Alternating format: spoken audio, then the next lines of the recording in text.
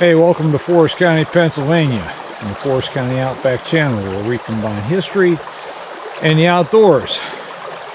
And today, we're doing it in the early morning fog.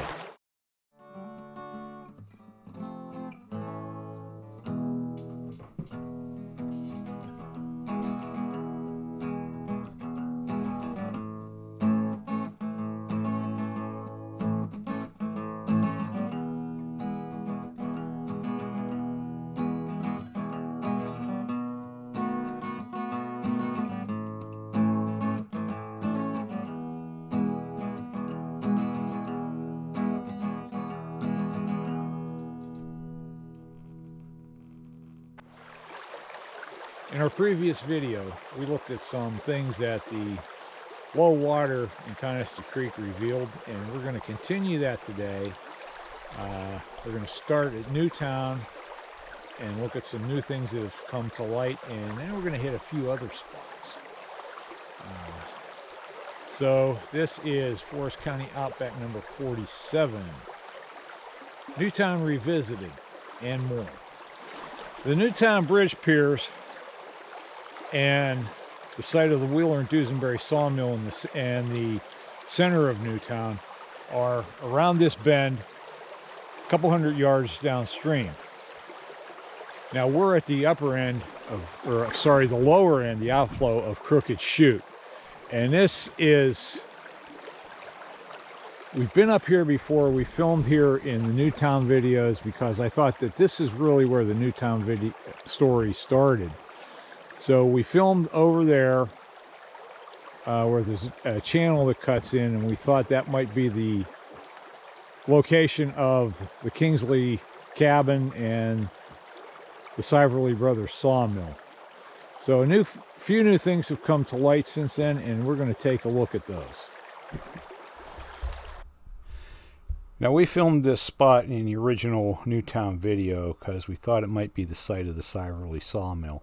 There are some places along these channels that look like they were buildings. And remember, in the 1837 description William F. Wheeler left, he mentioned 2 water gates. So this could be it. Now the channel to the right reconnects with Tonnesty Creek about 100 yards downstream at a site that I believe was another sawmill. The one to the left reconnects quite a bit further down, and it later stages supplied water to the log pond of the last sawmill here. And last week I was down here, and this channel was dry, and it revealed an interesting feature here that I have some photographs of. Now you see that timber that's going horizontally, and it's underneath the timber that supports a riprap. And see how it's worn down? That wasn't water erosion. They were dragging logs or something across it, which I think lent some validity to this may have been a sawmill here. So as we leave that channel and return to the main stream, you see this gravel bar over here? There's some interesting things over there we're going to go take a look at.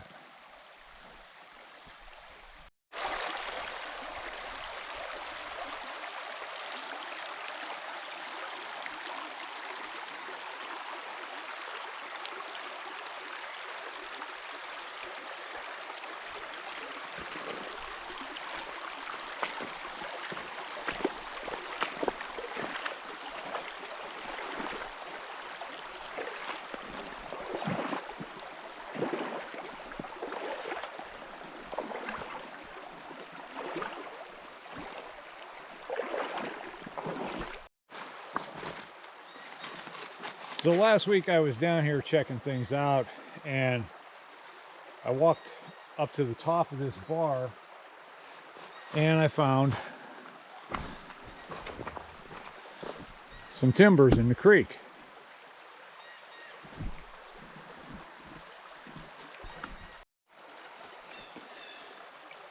Now when I first saw these timbers, I got pretty excited as I thought we had found another sawmill. And this would have kind of supported the idea that in 1880 there were 5 mills operating in the Newtown area. But when I looked at it again, I realized this was much too small to be a sawmill. And as I found more timbers, I realized what this was a dam. And that stand of trees over there, I think, needs investigating. That might be the other end of the dam.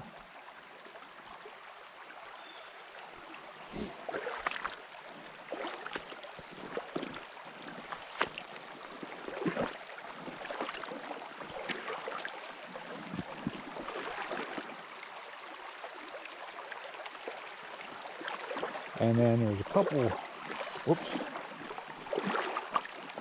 Okay, there's another board here. So you wonder what else is buried under here. And there's another board, and then we don't find a sign of anything else here, and I think it just washed away. And I believe that end of the dam washed away, because in that bank over there, there are some wood sticking out. And there's some timbers downstream right downstream from that. So I think that end got washed out too. Now this would have been used to back up water into that channel over there, water and possibly logs, which I think I remember to discuss that. I think there were logs going down that channel too. So hey, we got some sun. Cool. So let's go look at what's over here on the bank.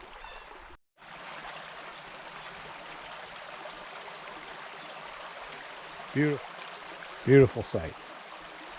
So anyhow, here's these chunks of wood sticking out here. They're not much to go on, but this one here is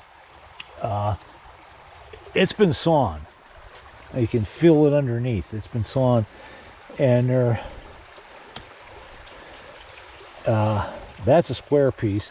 I mean, these are jammed up. They jammed up into the bank, and they're buried pretty deeply.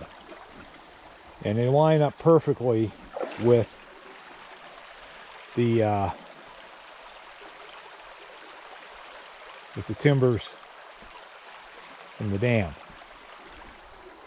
Now downstream here, there are some other ones. And I think these were probably part of the dam, and they got washed down and hung up down here.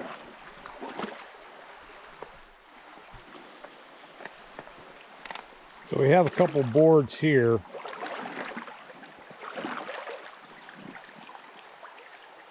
And they may actually be modern boards, but these down here, I don't believe so. I do think these were, like I said, these were washed out of the dam and then ended up down here.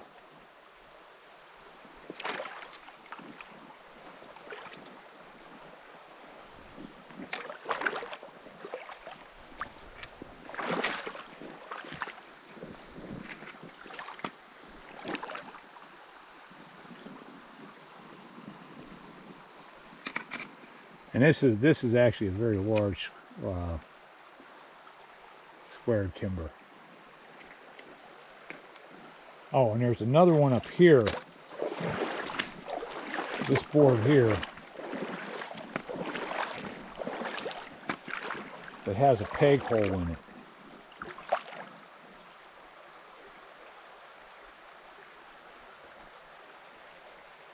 All right, so we're going to head downstream and look at that, what I think was a mill site again, and then we're going to move on to some other places.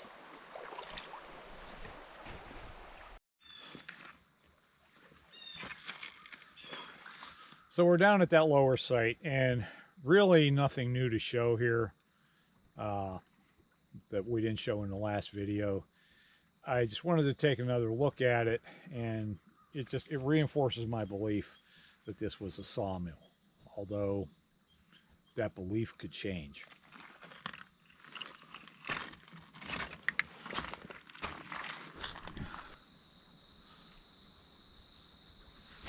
So when I said my beliefs could change, one of the things I found out doing these videos, and especially working on the archaeology dig at Clear Creek State Park, is that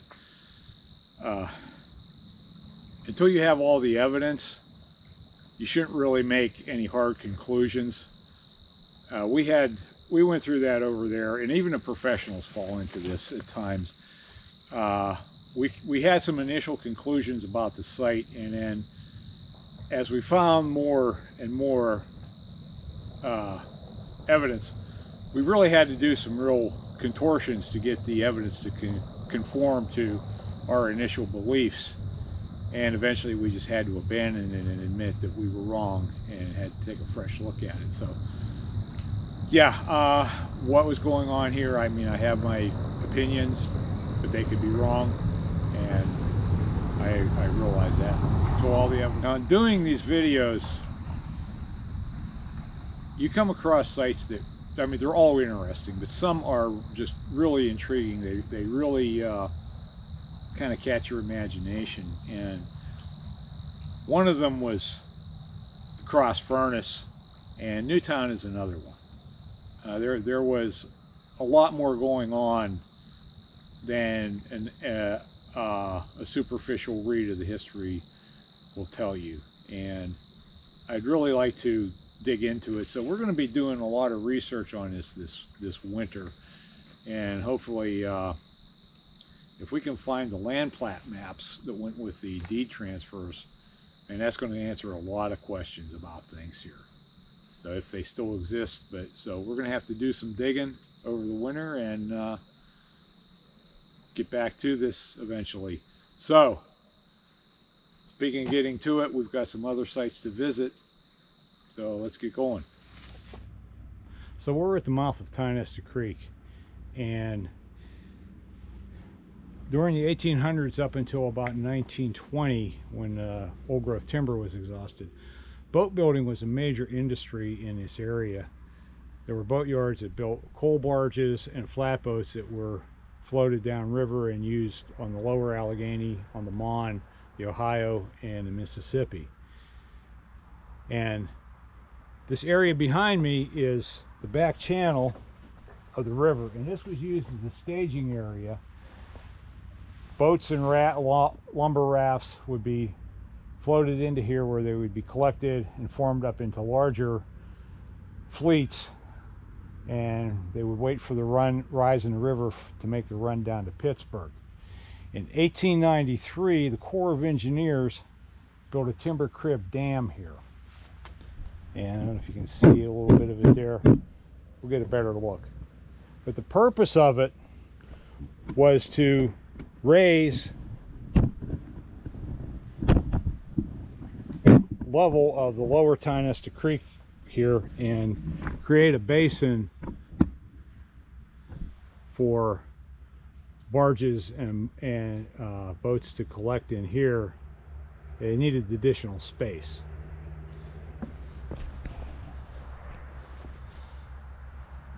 So this is the remnants of that dam. Now there's a mock-up on the bank of what the original looked like. We'll take a look at that.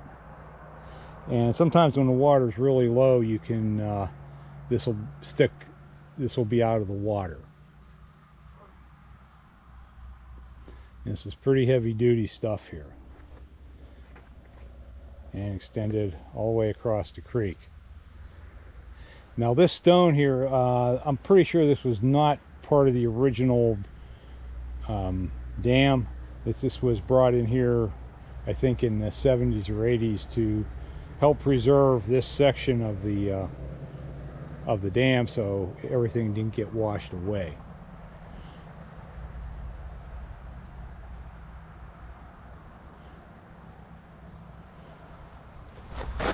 So this is a mock-up of that dam. This is obviously not to size. But this thing was designed pretty cleverly. They didn't need a gate or a bracket or anything.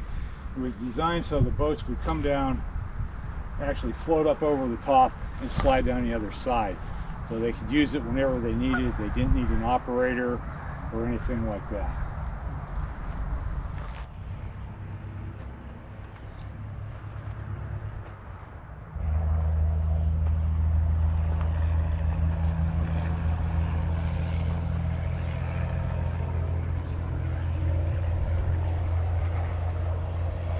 Now this dam was never like actually decommissioned or even torn out. It was just allowed to deteriorate.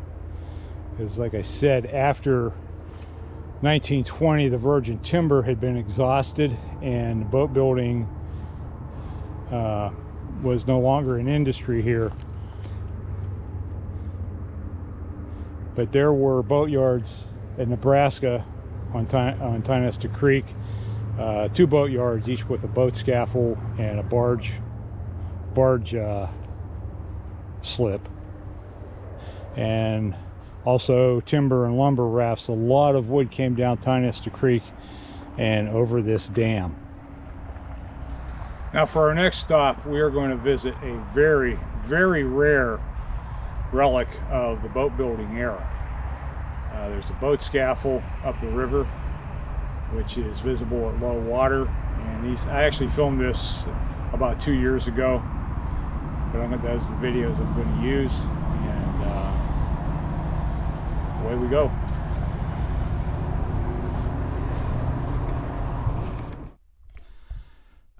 Now flatboats were built on an elevated platform upside down,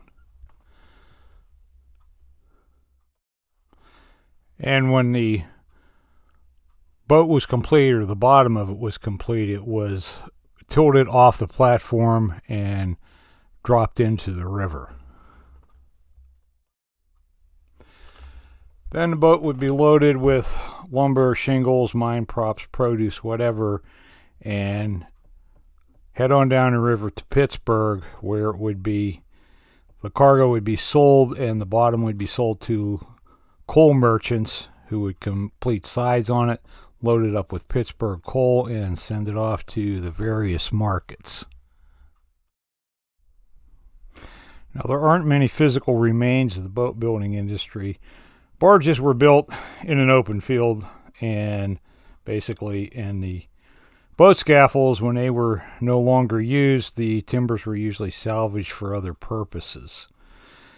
It's very rare to find one remaining in this condition. Usually you just might find a few timbers or so. And this is only visible at low water. And it's probably not going to last much longer.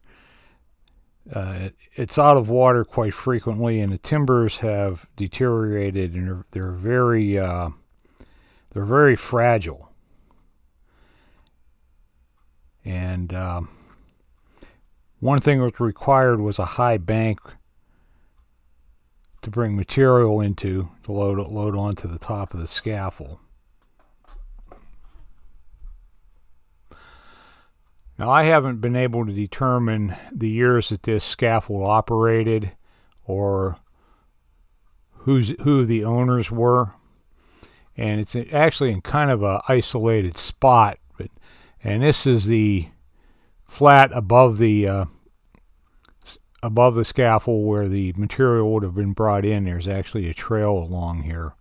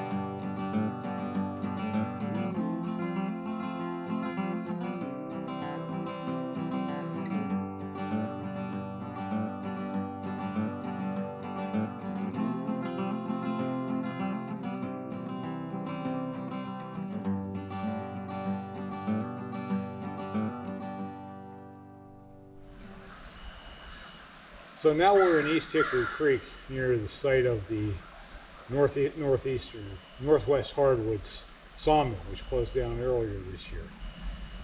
There had been a sawmill here for 200 years, and yeah, now it's shut down permanently, apparently.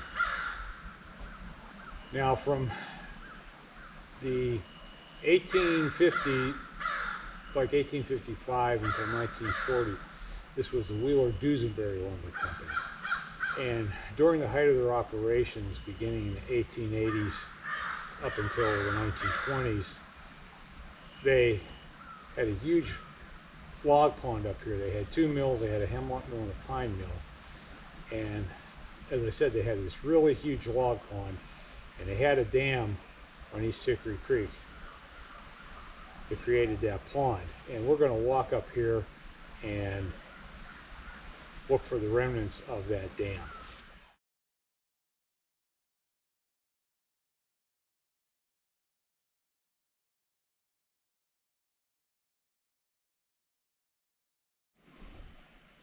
Now this photograph would have been taken from over in this area here.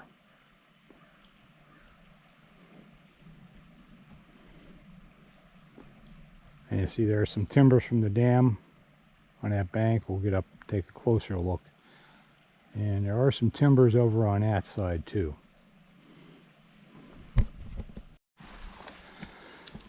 So there's those timbers. They're massive. And look at the height of that stone pile. The stone fill. Across the creek, and I see a timber over there in the creek bottom. So this area back here would have been log pond, and judging from the photo, I think some fill has been dumped in and covered that end of the dam.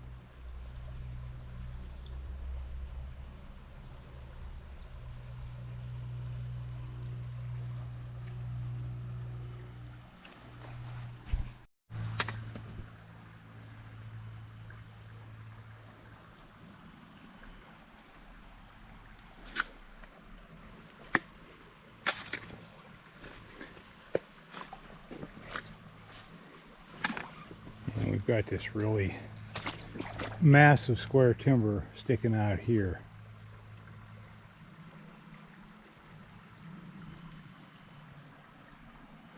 Again, like I said, look at the height of that. So let's see what's over on the other side here.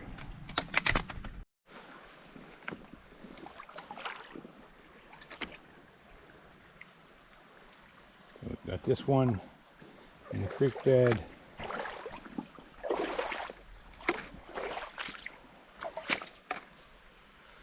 Series of timbers here coming down here. Look at the size of that.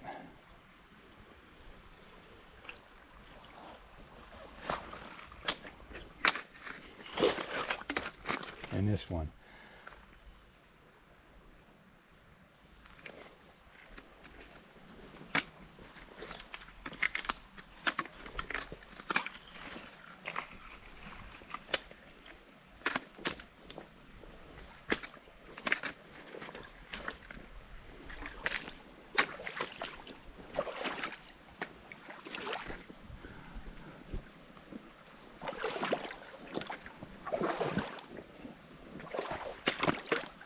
And then up here,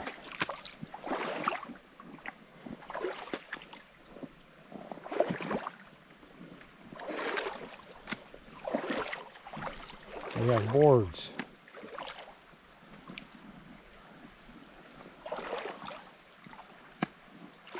This must have been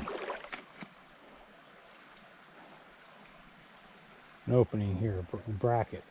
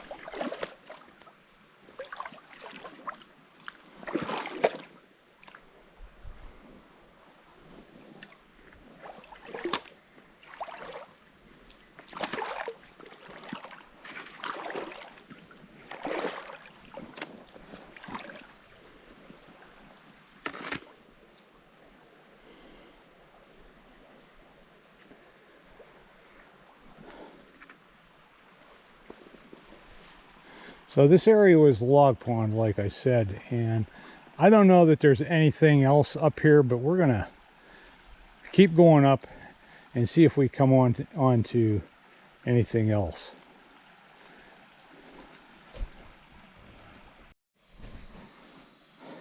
So we found another artifact. Big log here.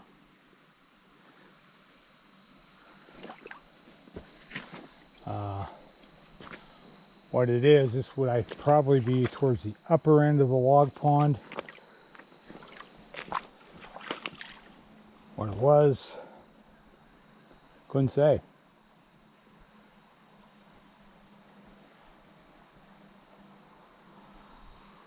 I would just, something this big had to be important though.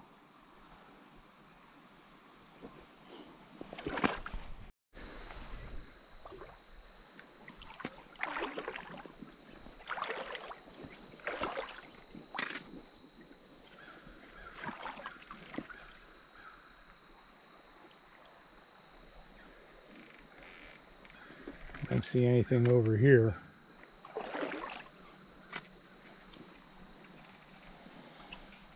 All right, well, we'll keep going here.